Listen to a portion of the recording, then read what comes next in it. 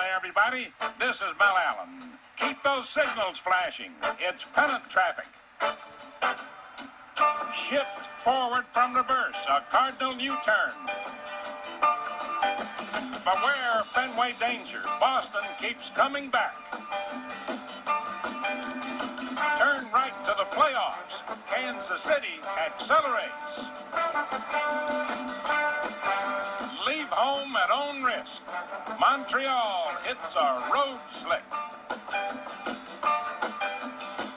Pass or be passed. Milwaukee shifts from second to first to second. And no hits allowed. Fast rolling Nolan on Ryan's Express. So don't get swept away at rush hour.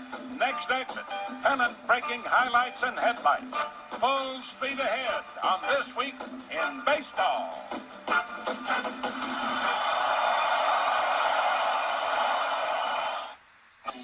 For the best night's sleep in the whole wide world, visit mypillow.com. American League East. Reggie Jackson and the New York Yankees carried off half a title in Season 1, but in Season 2, everyone else was fighting for their lives in the final helter-skelter week. In the Motor City, the Detroit Tigers held on to a mighty slim edge, so who could blame them for looking a bit on edge? Sparky, not worried about your bats, are you? No, I tell you, Kemper is starting to hit now. I think he's going to hit for us good from here on out, and I look for Gibby to keep doing the things he's doing. And if everybody will just keep playing, I'm not worried how much offense we have. With former gridiron star Kirk Gibson blossoming into a diamond star in Season 2, the other Eastern contenders have had to really worry about the Tigers. Gibby's helped lift the Bengals with power, speed, and a batting average close to 380 in the second half. As for Steve Kemp, his cuts had been full of loopholes for a while, but recently started taxing the opposition once again. But the Tigers have always had some hitting. What has really helped them develop from kitty to full-grown feline is pitching. 14-game winner Jack the Cat Morris leads a dependable starting staff, backed by the league's leading defense. And also backed by a fast-blooming bullpen, where Kevin Soche, nicknamed Groucho, sported an ERA under 2 runs per 9 innings with 13 saves. Did Groucho have him saying the secret word like pennant? You bet your life, Ducky. The Milwaukee Brewers were also out to catch a playoff spot and moved into first place when they played the Tigers. But Rogers brought his brew crew to Detroit and took 2 out of 3 games. And Cecil Cooper, still barreling along in Season 2, went downtown in Motown for a hit supreme. Homer number 12 for CC. Ben Ogilvy also had a blast, and a clutch one at that.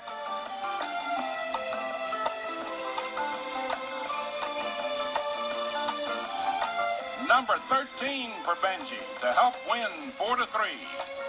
Milwaukee really had to let loose when Robin Yount batted in the 9th inning of another game, trailing 6-5 with 2 on.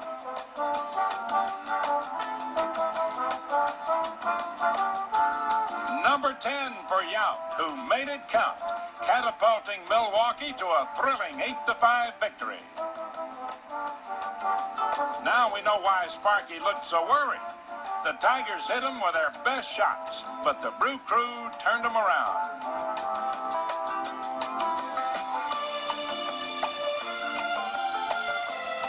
Statistically, Milwaukee ranks next to last in pitching, so the defense has to take its hard knocks.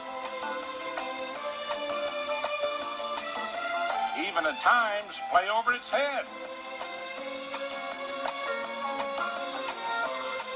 But Moose Haas, 5-3 in Season 2, got his 10th victory.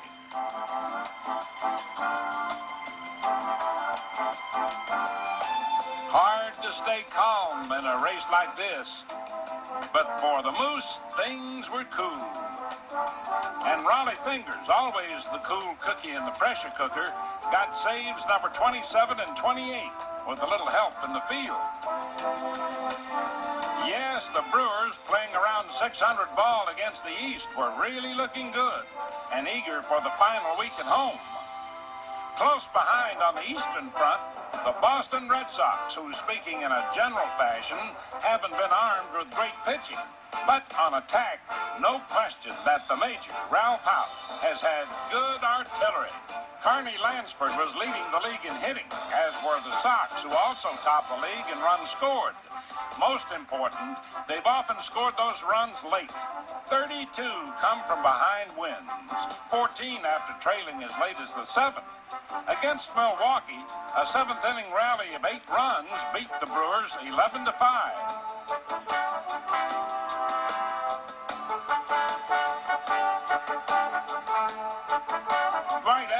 Rediscovered his power stroke and made a comeback into serious contention for the home run and RBI titles.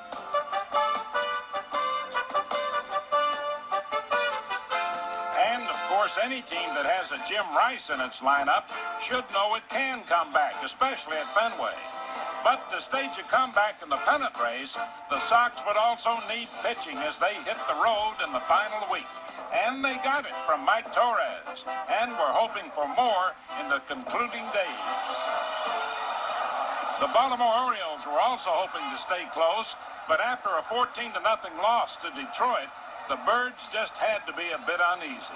2.5 games out with 5 days to go seemed a little unlikely. Nevertheless, Dennis Martinez was the league's first 14-game winner and a definite Cy Young candidate. No disappointment there.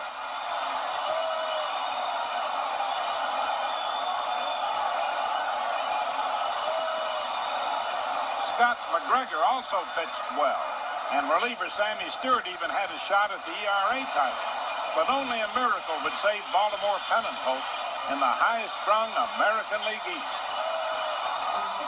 The Kansas City Royals appear to have conquered the West, though hardly with the feel of bursting rockets, which filled their triumph last season when Dick Hauser was losing to them in the championship series. Maybe George Brett knows the feeling best, struggling to hit 300 instead of 400, with 4 homers instead of 24. Still, 300's a good average, and half a pennant's better than none. Willie Wilson's statistics were also down at the plate and on the bases, though many players would gladly trade numbers with him. So all is not gloom in Kansas City. Larry Gura, like most of the Royals, sagged early, but came on strong to help a shaky staff with a 0.76 ERA in the second half. And after a slow start, reliever Dan Quisenberry began to save them once again, although some saves are stranger than others. Great play! But a run scores, and yet it's a double play at first base to end the game.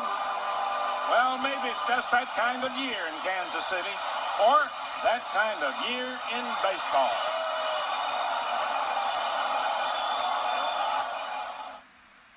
Now, it's time for this week's Volkswagen quiz, brought to you by the 1981 models. Volkswagen does it again. Down the stretch, Seattle's Richie Zisk was fighting for the batting title. So was Mariner teammate Tom Paciorek. Boston's Carney Lansford actually took over the American League lead. But can you name the last teammates to finish 1-2 in the batting race? Stay tuned. Hello there, everybody. This is Mel Allen. And this is the Rolaids Relief Man Award. It's the only award for relief pitchers recognized by Major League Baseball. Last year, Dan Quisenberry of the Kansas City Royals won it, and in the National League, Raleigh Fingers of the San Diego Padres. Now, here's how you can follow the pitchers who'll spell relief this year. Give each reliever 2 points for a win or a save. Subtract 1 point for each loss. So keep score and see who wins this year's Rolaids Relief Man Award. Are those your bank? National League home stretch. And on their final homestand, The Montreal Expos won 10 out of 15 for new skipper Jim Fanning, who had to manage without the full services of ailing rookie sensation Tim Raines. But Andre Dawson is as healthy as ever, flashing MVP-type statistics by ranking in the top 10 of 7 offensive categories. The Expos also got a top show from the Crow, Warren Cromartie, who was hitting over .500 since batting in the leadoff spot, raising his overall average above .300. The long homestand opened with Gary Carter blasting a 2-run ninth-inning homer against St. Louis, his 15th of the year. Nevertheless, the Cardinals won that one 3-2 and took 3 out of 5, leaving Montreal 3.5 games back. But then the Expos got in tune, especially on the mound. Starters like Ray Burris needed little relief. In the next 10 games, only once did a team manage as many as 3 runs against Expo pitchers. And when needed, Jeff Reardon delivered in relief, a 0.98 ERA in a 32-game stretch.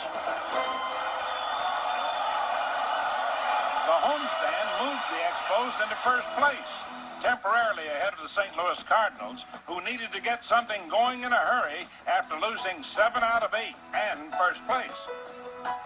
So Tom Herr led off third after smacking a bases-loaded triple and went for a delayed grand slam, so to speak, with this daring steal of home against Pittsburgh.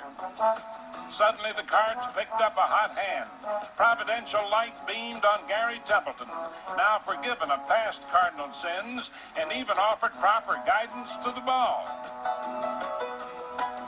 George Hendrick followed a more fundamental gospel, hit the ball hard and drive home the runs, just as he's done all year, and the spirit of St. Louis returneth. On the mound, rookie Dave LaPointe, who came in the notorious Milwaukee deal, made his first start and caught on fast, winning his first game. But when it's time for the salvation, Bruce Sutter comes forth to make the other guys start praying. Saves number 24 and 25 pointed the Redbirds back toward first, and 2 big victories over the Expos put them back into first as baseball kept on working in mysterious ways, its wonders to behold. Elsewhere, the 1980 Western Division champion Houston Astros are bidding to repeat in another hair-raising finish. A little tough to garner, though having Phil Garner makes it a bit easier. While James Rodney Richard kept awaiting his chance on the mound, other Houston hurlers gave hitters little chance at all. Ryan's hope became fulfilled against Los Angeles when Nolan spun a sensational record 5th career no-hitter, which lowered his league-leading ERA to 1.74.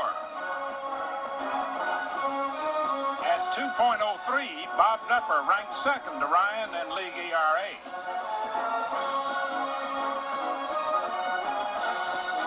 And Don Sutton had asserted bragging rights in season 2 with a 7-1 record and 34 consecutive innings without an earned run, and even fell 3 frames shy of giving Houston back-to-back no-hitters.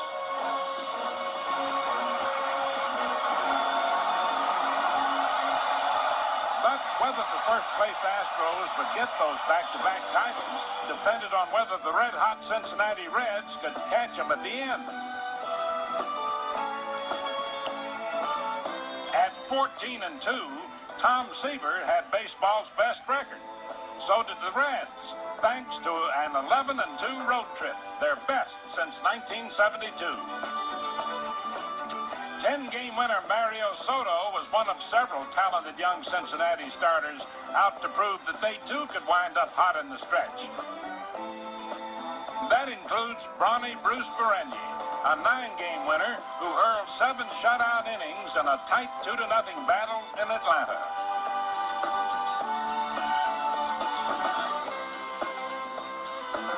And when the call came to hang it up, Tom Hume answered from the bullpen and completed the shutout, striking out 3 angry Braves in the 9th inning. Save number 12 for Hume. It's now clear why John McNamara called himself a pitcher's manager. But without bats like George Foster's to wave around, the Reds could have waved goodbye to a pennant weeks earlier. 85 Major League leading RBIs, 13 of them game winners. And Dave Concepcion, also with 13 game-winning RBIs, did his best to keep Cincinnati in hot pursuit of a photo finish. Now, back to this week's Volkswagen quiz. In 1977, Rod Carew, then with the Minnesota Twins, won his 6th batting title with a remarkable .388 average. That same year, teammate Lyman Bostock batted .336, 52 points lower, but still second best in the league. The last time 2 teammates finished back-to-back in the batting race. Game. Sprint to the finish. Celebrate the return of baseball with a special triple header. Saturday, July 25th on Fox. Who's who in the majors? Or is it who's who in the zoo? Hey, Halloween's still a long way away, you know.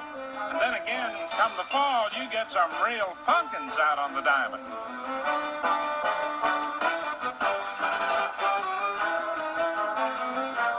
Don't give us your names, guys, and better luck next year, okay?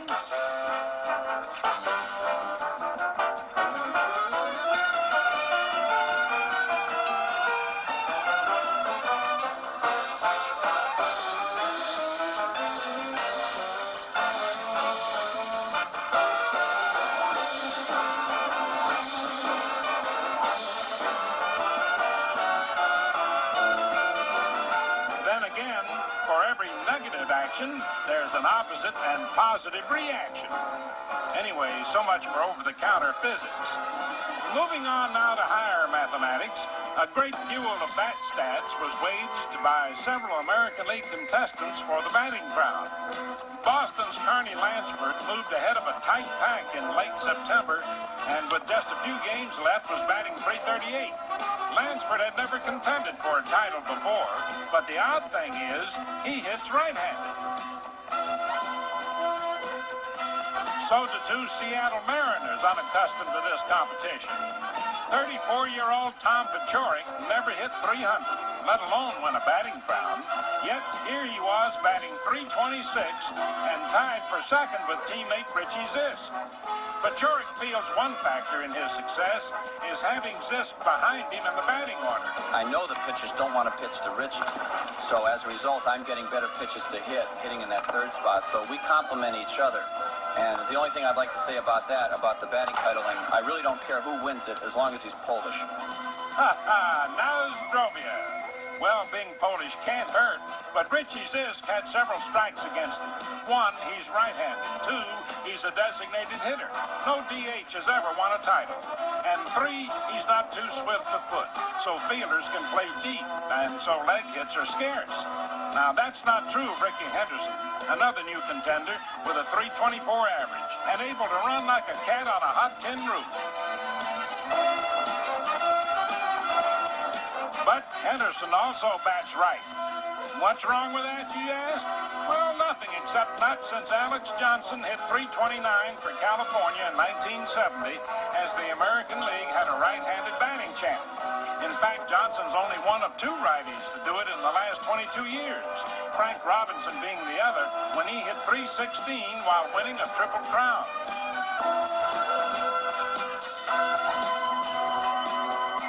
One reason right-handers were left out so often was this fellow, Rod Carew, who won 7 batting titles in 1 decade.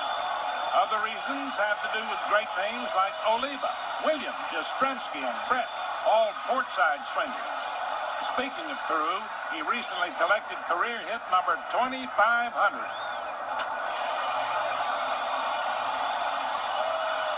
Rodney also leads all active major leaguers in career average, .332, higher than anyone who started a career after 1930, except Ted Williams. The man can hit. Dallas Green got an idea of how well his Phillies can hit. So did a stunned Whitey Herzog, whose Cardinals had 2 outs in the third when the dam broke.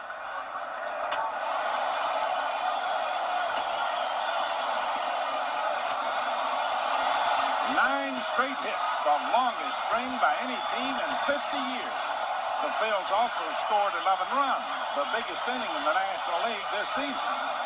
3 days later, the Oakland A's ripped 8 straight hits, the most in the American League in 50 years. Now, how about that, Pete? And how about that Nolan Ryan, recipient of this week's Gillette Special? Whether firing fastballs or curves, the Dodgers couldn't hit what he was serving. No other pitcher had ever thrown 5 no-hitters in his career until Ryan's great performance in the Astrodome. Nolan got a little help in the field. A fast tag at first, and when Mike Socia threatened, a saving catch by Terry Poole in right. But the rest Ryan did all alone. His first victory against Los Angeles in 13 attempts. A record-breaking 5th no-hitter. He'd pitched 4 in 3 years to share the mark with Sandy Koufax, then waited 6 more for number 5. In those 9 years, no team pitched more than 2, unless Ryan was on it. A super special. It's hard to believe that I finally accomplished it, because I guess if there's one thing I wanted to do in my career was pitch that 5th one since I've had a shot at it, and I've had a shot at it for a long time. You can't win with one pitch. You can't shut people out with one pitch, because these guys, it's timing. They're fastball hitters. It doesn't matter how good a fastball you have, but if you have that breaking ball in there where they have to think about that, and you can put that thought in your mind, then you can get the fastball by them.